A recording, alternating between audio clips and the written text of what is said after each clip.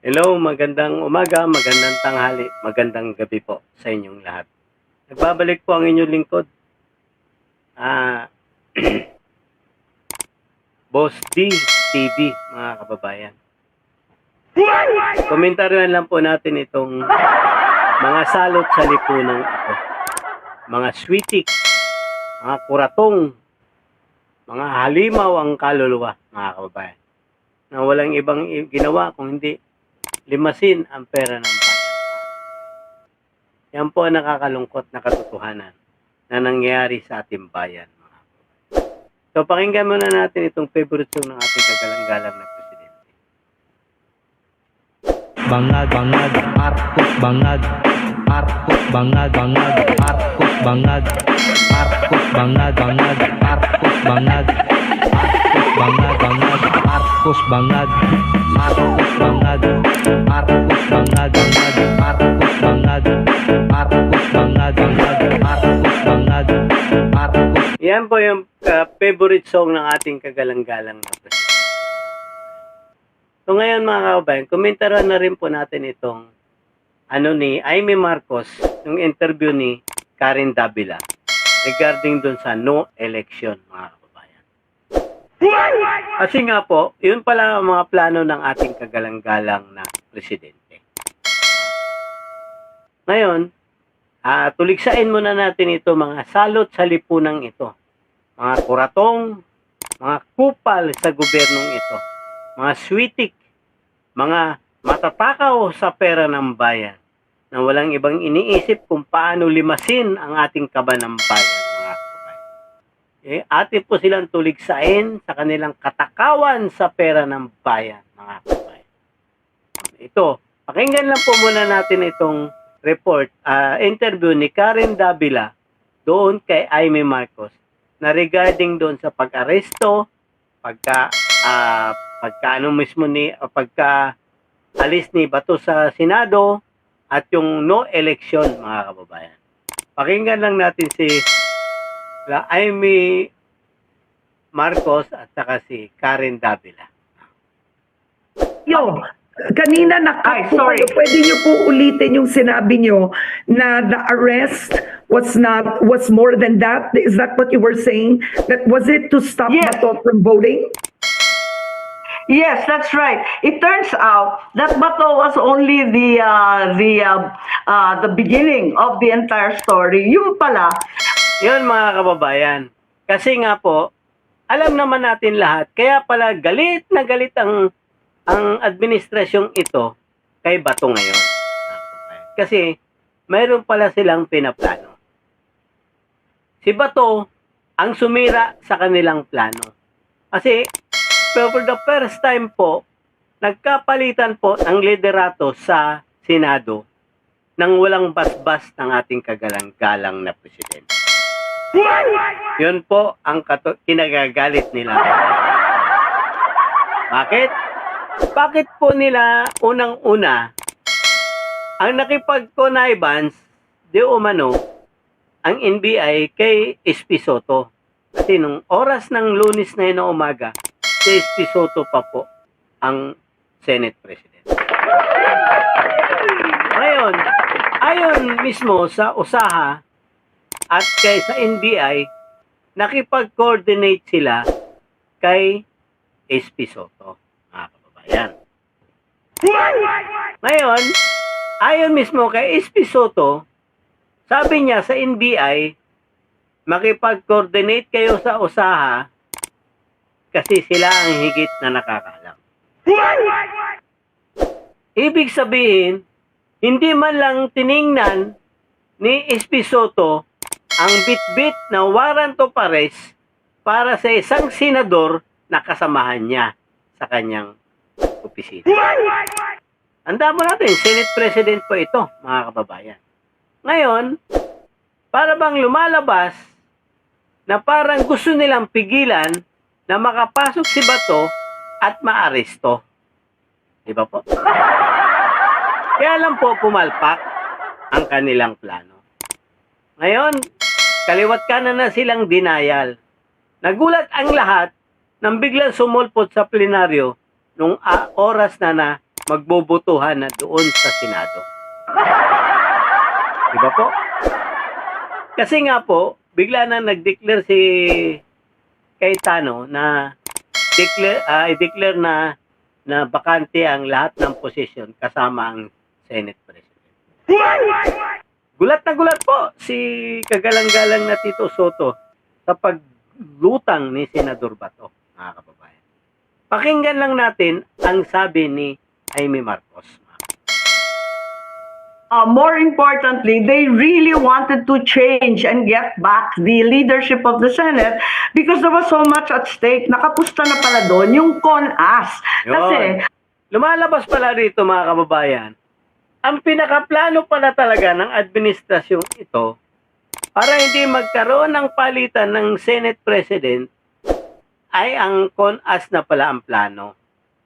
Kasi nga po, ang plano nila, mga kababayan, i-extend yung termino ng BBM doon sa 2031 at gagawa sila ng batas na ibababa nilang edad ng tatakbo ng pagka-presidente sa edad na 35.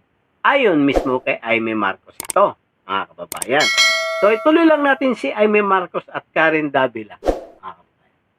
ang problema nila, matatalo sa impeachment sa Senado, mananalo pa si VP Sara sa 2028, iditepok na sila. Kaya, ang pag pinag-uusapan, ikasa na ang CONAS. Palitan ng konstitusyon, dagdagan ng 3 taon. Ito, mga kababayan, hindi po ako masyado kumbinsido rito, pero ang nagsasalita po kasi Marcos, mga kababayan. Marcos pa rin yan. Ibig sabihin, marami pa rin bubuwit yan doon sa palasyo ng Malacanang. At alam nito, siguro, na mga bubuwit niya ang pinaplano ng administrasyong ito. Bakit? Kasi nga po, nagkapalitan bigla ng liderato nang walang alam ang presidente, mga kababayan. Kaya nga, pinipilit nila na bawiin yung pagka-Senate President dahil gusto pala nilang baguhin ang konstitusyon sa pamamagitan nila Tito Soto. Kasi alam po nila na wala silang 16 vote sa Senado para ma-impeach si VP Sara. Kasi kailangan po nila ng 16 vote, mga kababayan. Ay kung yung solid na siyam, ang kanilang aasahan, wala po talagang 16. So kung 24 sila, mawala man si Bato, 8 lang.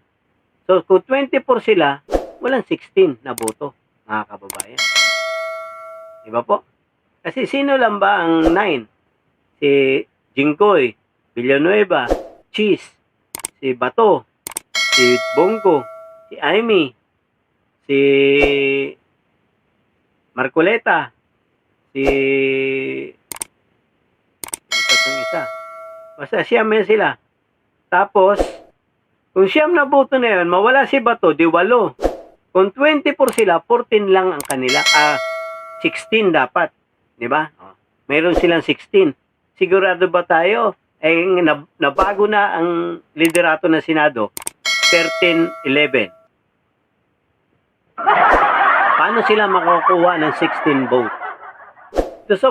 So, naisip nila, pag matatalo tayo dito sa impeachment, itutulak natin yung CONAS. Ang problema, nagkapalitan ng liderato. At hindi papayag itong Senado ito. Yun ang unang-unang kukontra sa CONAS nila. Kasi ang plano, i-extend ng termino ang BBM at ang mga congressman ng 3 taon. At gagawa sila ng batas para ibaba yung tatakbo ng pagka-presidente doon sa 2030.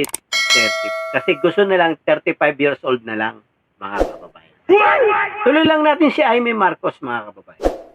Ang mga kasalukuyang kongresista and extend the term even of the president until 2031 and no elections except perhaps for local positions. The other alternative was also discussed to raise the age for the presidency from 45 to 50 so that VP Sara would be disqualified. So this is a very high stakes game. It has Yung pala, mga kababayan, hindi pala 35. Ang gagawin nila, to from 45, gagawin 50. Kasi nga, alam natin si BP Sara, bata pa. Nasa ano pa lang, ang pwede pong tumakbo, 45. So, gagawin nilang 50. Yun po, para talagang si BP Sara disqualified. Yun po ang kaya lang po nabulilyaso.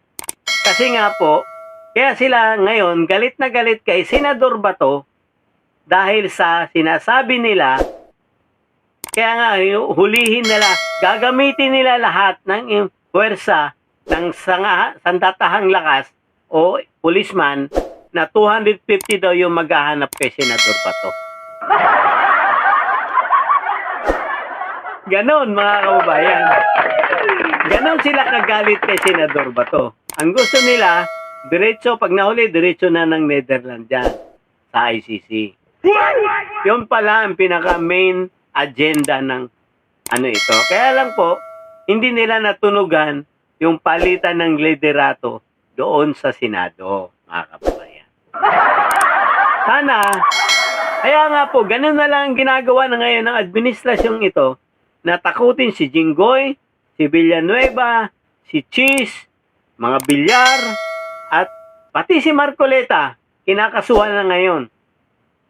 Sino na lang ang matitira? Ano na lang, sila Cayetano. At saka ay si mga Bilyar, may mga ano naman yan, nagbabayad naman ng legitimong tax yan. Yung sila Pia, di 4 na lang ang matitira mga kababayan. Lahat kinakasuhan. Tinatakot, pag hindi lumipat sa minority, kaso kayo, mga kababayan. Sana, matatag itong tracing ito para mapigilan ang pag binabalaki nila na pag mag-kong-as, mga kababayan. No L. Yun po ang siguro ang agenda nila. Ituloy lang natin si Jaime Marcos, mga kababayan. Little or nothing to do with Bato. He appears to be just a sidelight.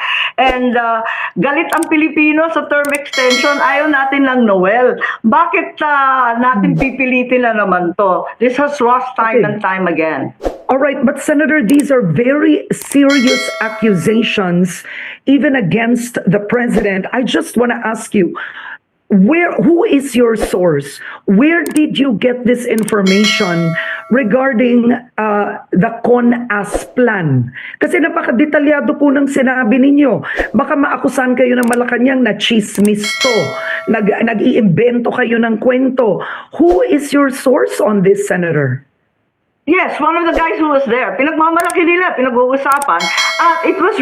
Ibig sabihin, mga kababayan, tandaan natin, Marcos pa rin ito. Mayroon pa rin bubuit ito sa palasyo ng Malacanang. At ayon sa kanya, pinag-uusapan niyan doon sa palasyo ng Malacanang.